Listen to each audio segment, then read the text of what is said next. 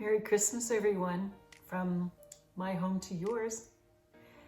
About 4 years ago, I asked my uncle, hey, tell me what it was like to have Christmas when you were growing up. Did you guys have a tree? How did you decorate it? All of that. I wanted to hear all the details. And I tell you, most fascinating story unfolded. And it was really special. I'm so glad I asked the questions. And now here I am 4 years later. He's gone on home. He's no longer here with us. And I'm so blessed that I have that story, up here in my memory. But I thought, gosh, how fun it would be if I could have caught that on a video and seen his face and to hear his voice and, to watch him tell the story again. And so this Christmas, this video is somewhat of a gift for my family, but I want you all to enjoy the story too. But I want to share the story about Christmas for me growing up. I'm a baby boomer who got to enjoy Christmas in the 70's.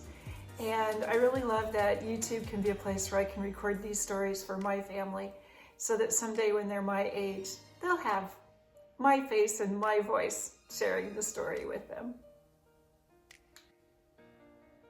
So when I was a kid growing up in the 70's, yeah, there may have been internet, but it certainly wasn't part of our vernacular yet in any way, shape, or form. So no Amazon, no looking online, What did we have?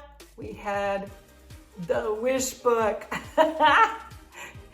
Show of hands, how many people know what I'm talking about, right? Sears and Roebuck's wish book. Okay, we also had Montgomery Ward's and we had JCPenney. Okay, it's a catalog that was delivered in the mail. It was about this thick and it was, the 8.5 by 11 size. And I'll tell you straight up, the Sears and Roebuck was always the best. Yeah, Montgomery Ward, not. And Penny's somewhere in the middle. Penny's was maybe like your solid staple if you wanted clothes or, that kind of stuff. But the wish books, the catalogs, right? I tell you, we'd sprawl out on the living room floor, right? Like laying on our bellies with the catalog in front of us. This all started months in advance of Christmas, okay? Like I'd say early fall, late August, early September, right? These catalogs that come in the mail and we'd stretch out on the living room floor, have the catalog open in front of us and going through it. And of course, the first half is all the duddy stuff like clothes and crap like that. The back half, that's where the gold is at, right? That's the treasure chest there. That's where the toys were at. But, we were a somewhat financially frugal farm family. So, you had to play your cards. You had to be a little strategic. Sometimes I feel a touch bit like Ralphie from A Christmas Story, right? Like, I may not have been putting Red Ryder BB gun on my list, but like the intent was the same. So going through the catalog, you knew you had to pick some crap out of the front. You had to balance out of it. You had to be kind of strategic. Kind of know about how much your folks are willing to spend, and then you sit down in front of the catalog, you start pouring through your dog ear, and you circle, and you have lines on it like this is what I really want. So yeah, our Christmas holiday always started early in the fall with the arrival of the wish book. So next up on my journey to Christmas was making the Christmas cookies and the Christmas candies. Oh, my heart. The best recipes came out at Christmas, right? So we had a special cookbook. It was red, right? And it had, you open it up and it had the little index cards that you could write on and then slide into the little cellophane windows. This was our good cookbook, so we typed ours instead of just handwriting them all. But we had neighbors across the road that were just some of my favorites. And so, of course, her recipes became those ones in my mind that were like the cornerstone ones, like homemade caramel. Oh, my stars, those were so good. And we'd make the batch and we'd try to roll them up each a little individual. And sometimes it'd be wax paper we'd wrap them in, sometimes aluminum foil. We thought maybe the aluminum foil wouldn't stick as bad, and yet, I don't know. It seemed like no matter what we wrapped them in, we were always trying to peel that wrapper back off because it was worth it. Those caramels were so good. And then another Christmas favorite of mine, my aunt made these a lot, and they were called chocolate bonbons, and they were like almost a crunchy type cookie ball in the center. So must have had something like a peanut butter and a Rice Krispie or something crunched up in the center. And then she would dip them in chocolates with these little balls that were like cookie thing in the center and chocolate on the outside. And maybe she didn't always have the patience to roll out all the individual balls, the nice same little size. And she just like, bigger's better. So she just made great big ones because then you didn't have as many to dip and all that. And so our family joke is a chocolate bonbon, sometimes with chocolate bonbons. But you know what? We could joke all we wanted, but the secret sauce was that that woman knew what she was doing. Because I tell you, why not? Why waste your time with 3 when 1 gets the job done 3 times faster? I tell you. God, I love her. Miss her a lot. That was another favorite. Another one that we made was peanut brittle. And I don't even know where that recipe came from. I was looking through my cookbooks the other day and I haven't seen that one in a while, but I remember making that one. That was good too. And then we made this stuff called anise candy, maybe. And it was more of like a hard red candy with anise flavoring. And anise being that like with black licorice, if that rings a bell for any of you. And not really such a big fan of that flavor of candy. The red hard candy was somewhat maybe like you'd get a Jolly Rancher or something, you know, that consistency. But we'd pour that out flat, like on a sheet, and then let that cool, and then we could break that up into chunks. So you had these big shards of glass basically going in your mouth, and you're just like, carefully while you suck on it so you don't like puncture the inside of your cheek. And you know, as much as I say I didn't really care for anise candies, yeah, I kind of like those too. Another favorite Christmas candy of mine, I'm just going to do a quick segue into this, are chocolate covered cherries. Like we never made those, we always bought those, but like go figure. There is a story within our family as to why that one's a favorite. I'm not sure I remember it, but I guess that was the tie-in why we always had chocolate covered cherries in the house too. And then of course we did, you know, cookies like the sugar cookies and stuff like that. Now for some reason, we didn't do a lot of like traditional Christmas cookies that required like cookie cutters or the cookie press. I wouldn't get into that till after I was married. My in-laws had gifted me the recipes and the cookie press and all that stuff. You know, you load the chute up with the dough and then you like squeeze it out and make ribbons and Christmas trees. So that was kind of a fun addition later in life, but my Christmas in the 70s, that wasn't part of it. Not really sure why.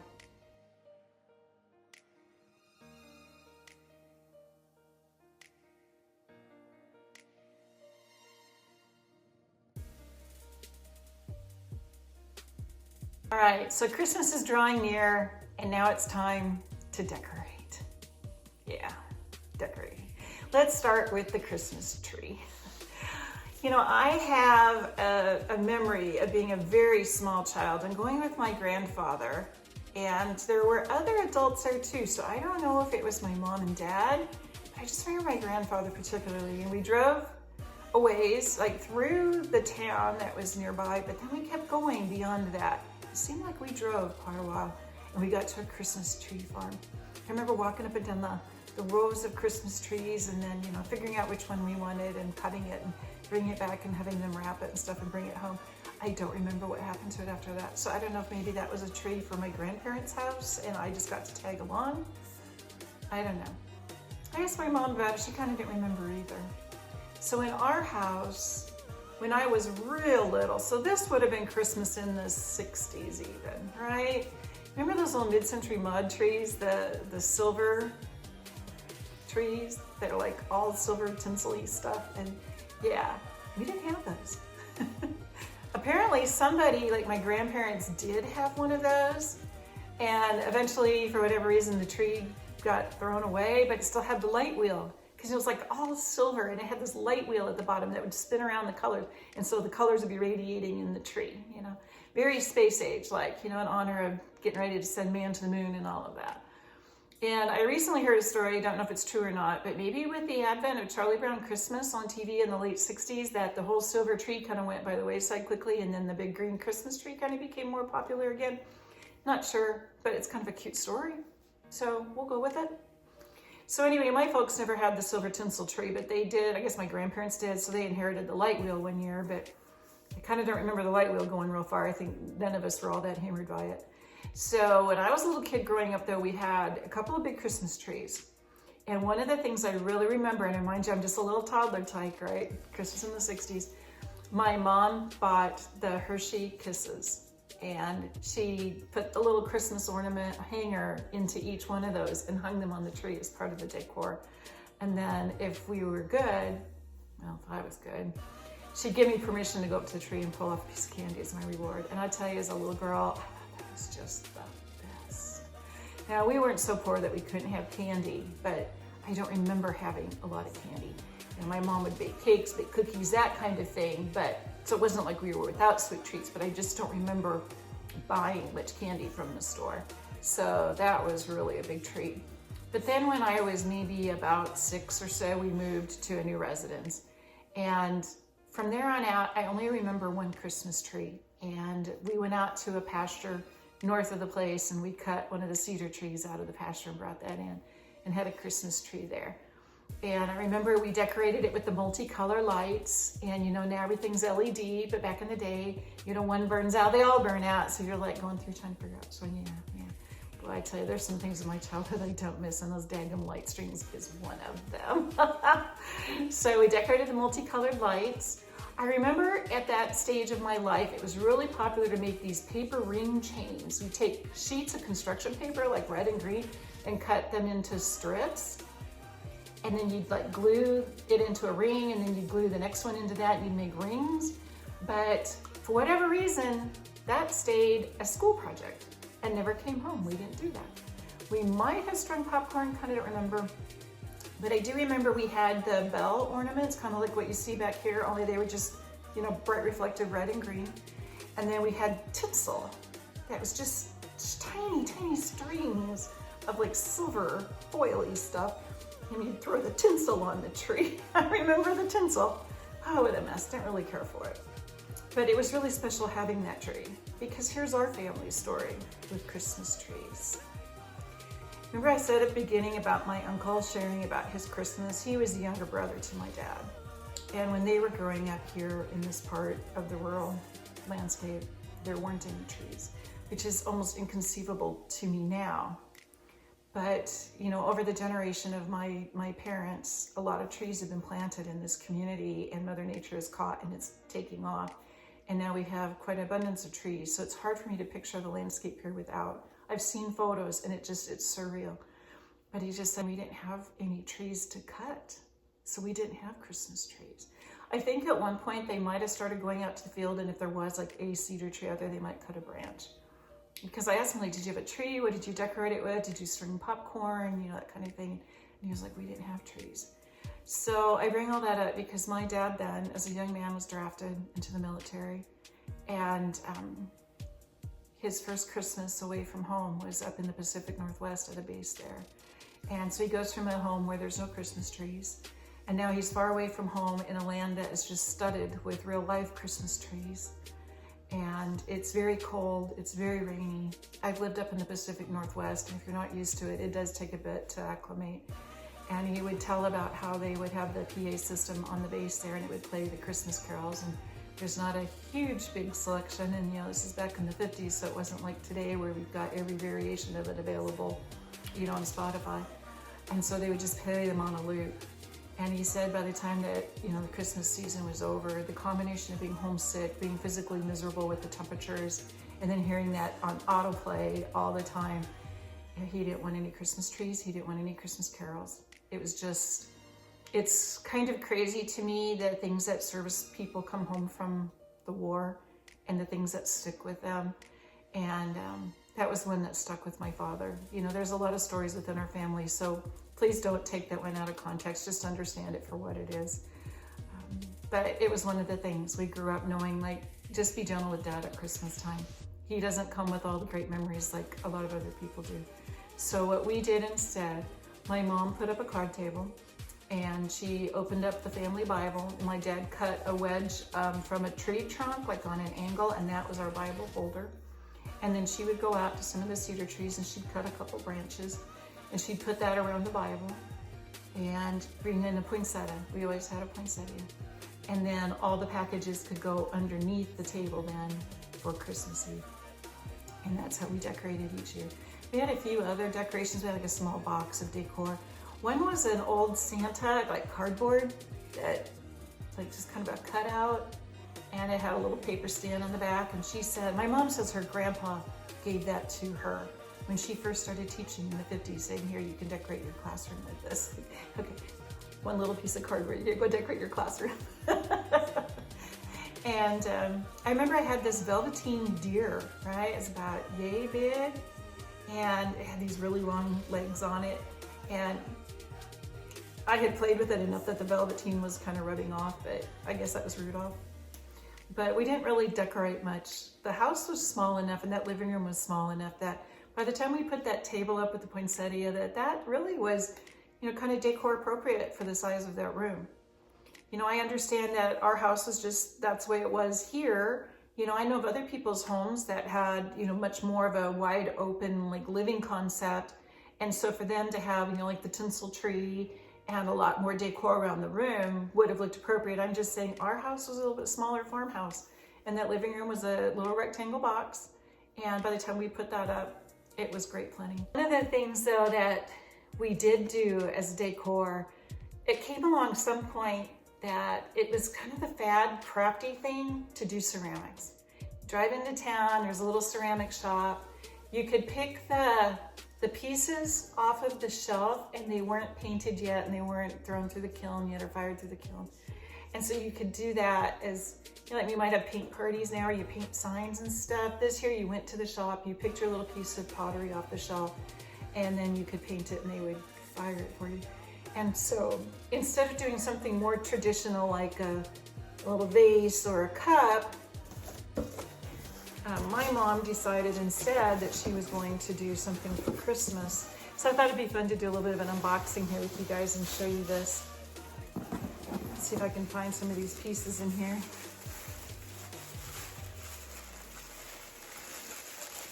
All right, so here's one of the pieces that she made. Here, and I'll kind of zoom this in a little bit so you can see it.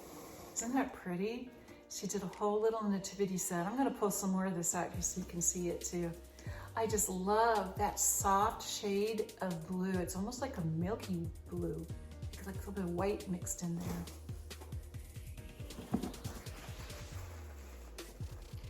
And then some pieces obviously been thrown in through the years, because here's a little angel. I'm gonna set that aside to decorate somewhere with that.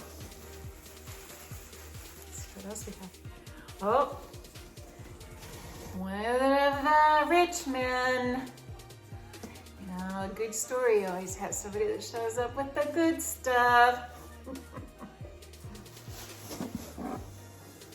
Oh, another little thing of something or other that put in that box too. Okay, let's see.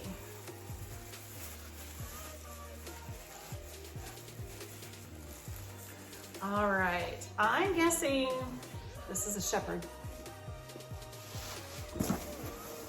Y'all are like, how many pieces are in a nativity set again?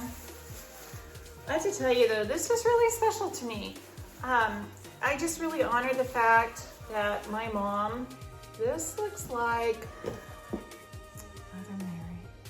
God bless this woman. You know, someday I should do a video and talk about this woman. Because sometimes when you get tapped to do really big things, a lot gets asked of you. And yet the blessings are pretty amazing. And another one of my rich kings here.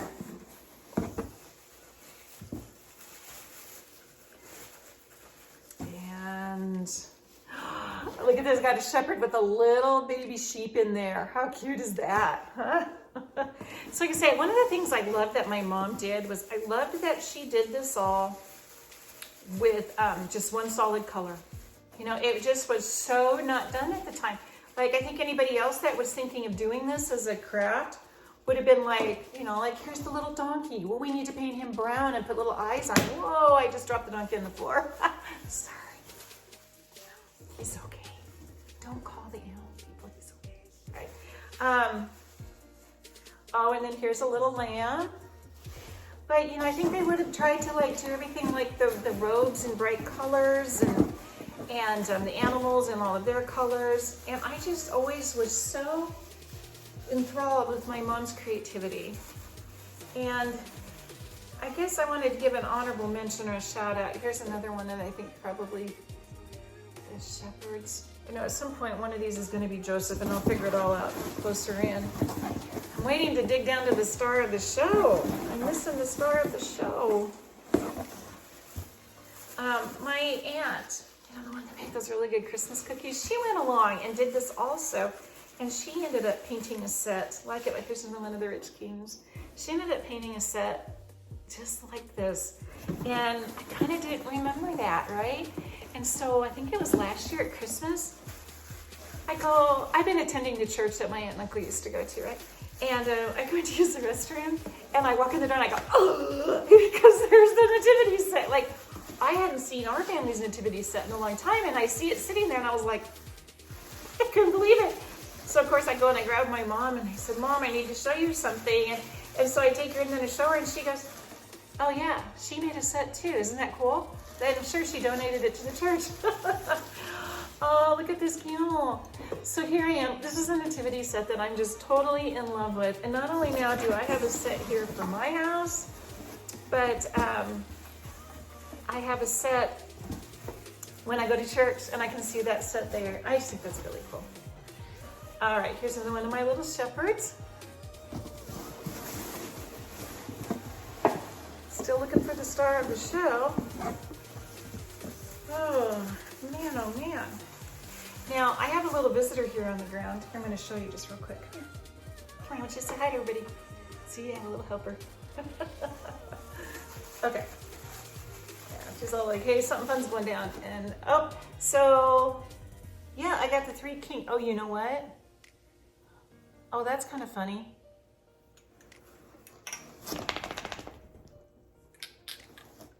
Count how many kings I have. Does anybody remember the traditional number in the story? Okay, that's another nod to my mom. I love that about her. All right. I want to show you what else is in this box here. If I can get this out, this is going to make one blessed mess coming up out of here. Oh my gosh, there's all these old paper shreds. I wonder how old those are.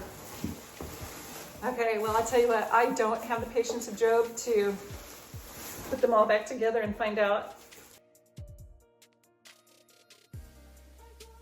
But look at this. Look at this little stable that somebody built. I would say by the looks of that, it looks like something my dad would have made, maybe. It's kind of cool. So I'm really looking forward to decorating with that this year. Oh, and here we got another little farm animal. All right. I think somewhere in here, start the drum roll. Start the drum roll. I got a couple little pieces. Oh, I got a little tiny baby lamb who was packaged with another little baby lamb. Oh no, you guys. I thought I had the star of the show. My star of the show must still be waiting somewhere.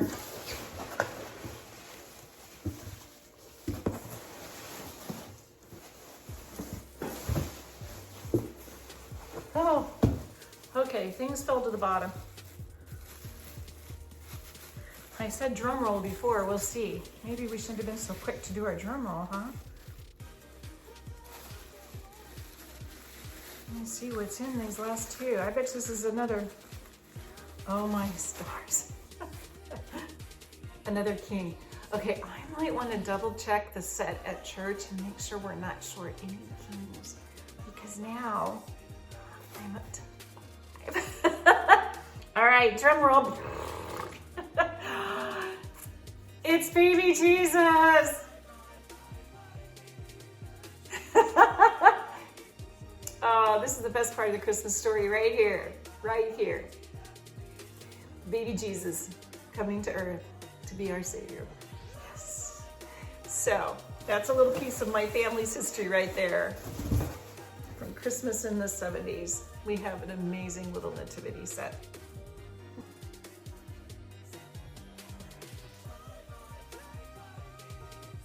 So continuing on now with my Christmas story.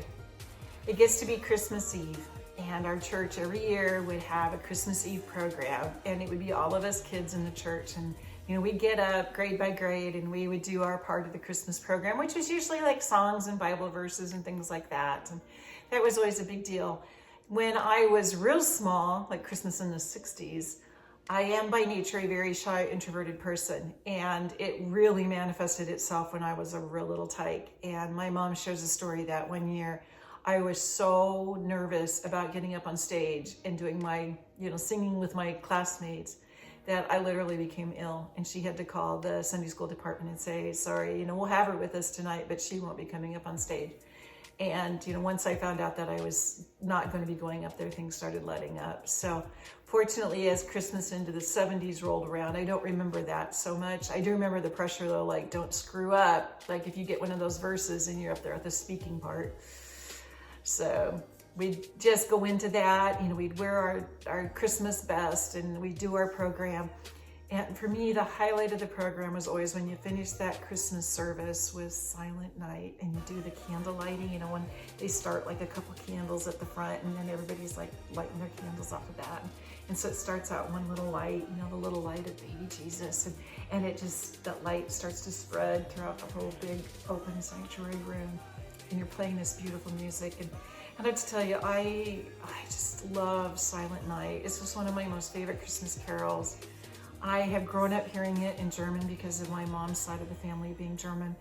And that one always just gets me right here. So that's just such a highlight of the whole Christmas Eve program. Love, love, love it. So we get out after that and then they'd be like, hey, we grown-ups of the church have a gift for you kids, like it's Christmas, Merry Christmas, here's your bag. And it'd be this brown like lunch bag, staple. And I'd be like, yeah, candy. You rip it open and you know what? Yeah, there'd be like some little fun-sized bar, maybe two. And then there'd be some daggum piece of fruit, right? Like an orange, usually an orange, right? Like, who wants an orange? Who wants to stick an orange on Christmas? Give me the daggum candy bar. Like, I want the Snickers. I want Snickers. I want Snicker fun sizes. I don't want any sneaking fruit, And I have to laugh because as an adult, I moved back home and I go back to the church at Christmas Eve and they're handing out the bag and the kids are ripping it open and what pops out? An orange and a Snickers. I tell you, after like moving away most of my adult life and then coming back home, it's just so fun. Like the more things change, the more things stay the same. I will just say on defense of the kids nowadays, they're probably not as opposed to the fruit as I was back then. Just saying. But I loved it. I loved it. So then after church, we would go home, and Christmas Eve was always when we opened the gifts at our house, right? And so we'd have all the gifts like underneath the table already, and but the rule was you had to wait till my aunt and uncle got there. It was like, okay, they'll be here any minute. Like we got done with our church service, they'll be here. Yeah, but when you're a kid, all you can think about, right, is like they'll be here any minute. But the reality is that their church service, I don't know if it started later, if it just ran longer, all of the above. Maybe my aunt and uncle, knowing that the two of us are back at the house going, come on, hurry up, hurry up. Maybe they were just like, we'll just stay and visit a little bit longer. They'll be all right. Because I'll tell you, it always seemed like it was an eternity before they'd show up. And I would just be like, oh. I look back and I just laugh my head off now. So they eventually would show up and then we could open gifts. I don't remember who played Santa as far as like who passed out the gifts. I feel like that was on me a fair amount of the time, but it might have been my brother too. I just don't remember that part. I remember that my aunt and uncle would oftentimes give us gifts that if there had been like a fundraiser at school, like sell candles or selling those popcorn tins, that maybe we would get some of those items from them. But one thing that I really remember from my childhood was that it was always important to my mom that we had some kind of an activity gift so that after all the gifts were open, we had something to kind of keep our hands busy. And one that really sticks in my mind were these loops with a frame, and you would pull the loops onto each of the pegs of the frame, and then crossways you'd weave them through, right? And then you were done, you'd hook the loop into the loop into the loop, pop it off the frame, and you had a little pot holder. And I don't know why that one sticks with me, but I just remember on Christmas Eve just thinking like, this was really kind of a cool thing that I had these little craft projects each year. And that one in particular, I remember. The macrame was another big thing, and I feel like that's kind of making a comeback now. But I see people doing these beautiful macrame things that, you know, are like wall art, and they're just gorgeous and they're very intricate. Ours are like the old plant holder thing. And I just kind of vaguely remember doing some macrame knotting and stuff, and I bet that was at Christmas. That could very well have been a project one year also. So then after all the gifts are open and stuff, then of course it was time for what, I don't know, like cake and coffee and stuff like that. So they usually went fairly late into the evening. The next morning on Christmas Day, that's when we headed down to my grandma and grandpa's house. Now my grandparents on my dad's side had already passed away, so I was really blessed to have this side of grandparents still alive. And you know, we'd head down there Christmas morning, and so they too had the small farmhouse with a small rectangular living room, and it just fascinates me that there were like 4 of us in our family, 2 from my grandma and grandpa, and then my aunt and uncle and their 3 kids were another 5. So, you know, that's what, like 11 of us. And how many of us are busy kids out of the 11? Like 5 of us are busy little kids, all in this little tiny box living room. But I just always so enjoyed that. My grandpa was just one with just that perpetual smile, always, just the really warm, his whole like face and demeanor was just a giant hug, and just a lot of laughter. I remember we played games, and Twister was one of our favorites. So there's got everybody involved with that, and that was pretty fun. And then we would have, I want to say like Sunday noon dinner, and my grandmother would make the meal. I'm kind of struggling to remember. It just feels like it could have been like a pot roast or something like that that she would make. You know, we could bring in a side dish or 2, but you know, she always prepared the meal. That was always on her to do the, you know, the heavy lifting on the meal. And my mom says one of her favorite items to have at Christmas was mincemeat pie. And I kind of sort of remember the mincemeat pie being on the table. And I really remember being completely creeped out by it, because who wants to eat meat in their pie? You know, like we have chicken pot pie now, right? But like to me, pie was like pumpkin pie, pecan pie, pudding pie, meat. The recipes that I have from like my mom's sets of recipes show that you just buy canned mincemeat. But mom's like, no, she always made hers from scratch. So I dug deeper into an old cookbook from I think like the early 60s. And I found one that shows like how you make the mincemeat and everything too. So I'll edit that in just for fun.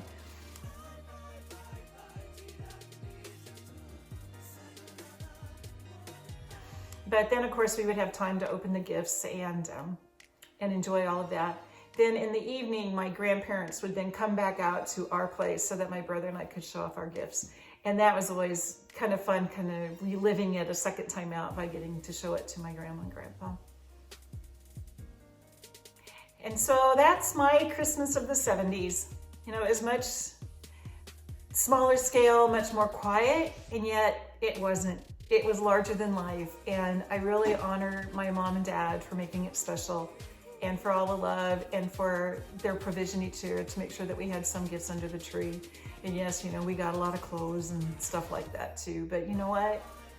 Back then I was pretty daggum happy to have the clothes. Yeah.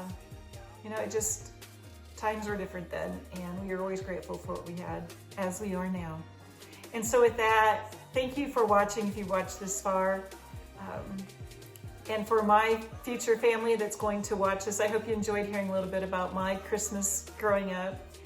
And I would love to hear your stories. Drop it in the comments below. Tell me a little bit about what your Christmas was like. What were some of the things that you got as a child? And like, what is your Christmas? Was it Christmas in the 70s? Was it Christmas in the 80s? Was it more recent? I don't care how old you are. I want to hear your stories too. I tell you, life is fun when we can share our stories. So with that, I'll close, and I will say once again, Merry Christmas. Praying wonderful blessings of abundance and a wonderful new year upon you all. And until next time, much love. God bless.